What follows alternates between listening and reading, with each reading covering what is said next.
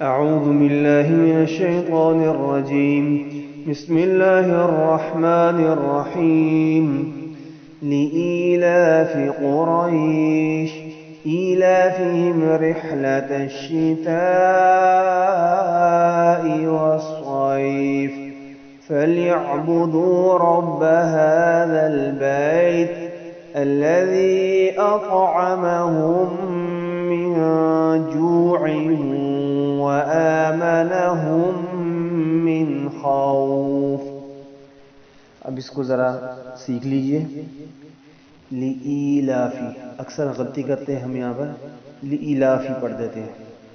بیچ میں یا ہے، تھوڑا سا اس کو لمبا کریں گے تب یا بیچ میں آئے گی، ورنہ یا کٹ جائے گی. لِإِيلَافِ قریش، را پہ زبر ہے، را کو پر پڑھیں گے.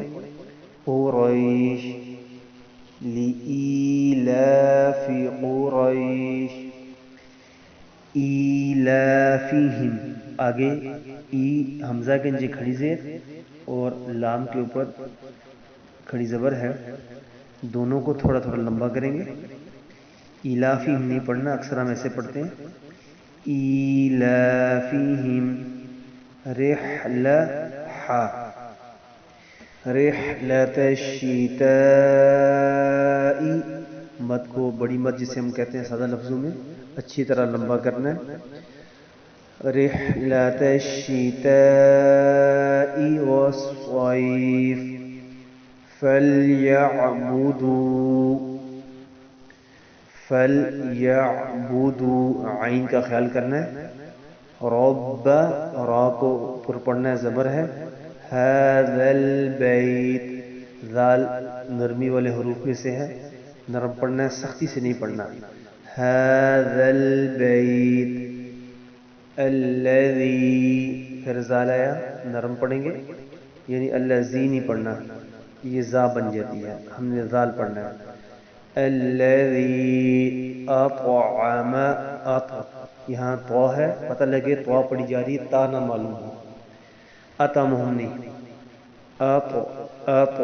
اور دوسری بات یہ ہے کہ تو حروف قلقلہ میں سے ہے، ساکن ہے، تو یہاں قلقلہ بھی کریں گے، یعنی آواز کو ذرا سنبل کریں گے. اطعمہم، عین پہ جو ہے عین کو واضح کرنا ہے یہاں پہ. اطعمہم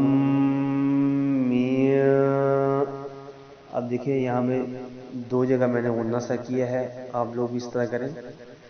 اطعمہم من جوع و، یہاں بھی میں نے غنہ سا کیا ہے، سادہ لفظوں میں آپ کو سمجھا رہا ہوں. جوع و آمنہم، یہاں پھر میں نے دیر لگائی ہے، غنہ سا کیا. وَآمَنَهُم مِّنْ خَوْفٍ، یہ جو آخری آیت ہے اس میں 3-4 جگہ غنہ سا میں نے کیا ہے، آپ لوگ بھی دھیان کریں. الَّذِي أَطْعَمَهُم مِّن جُوعٍ وَآمَنَهُم مِّنْ خَوْفٍ. ایک بار پھر پوری سورہ کو سن لیں.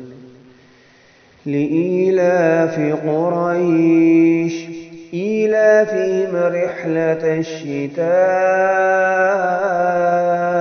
وَالصَّيْفِ فَلْيَعْبُدُوا رَبَّ هَذَا الْبَيْتِ الَّذِي أَطْعَمَهُم مِّن جُوعٍ وَآمَنَهُم مِّن خوف. صدق اللہ العظیم.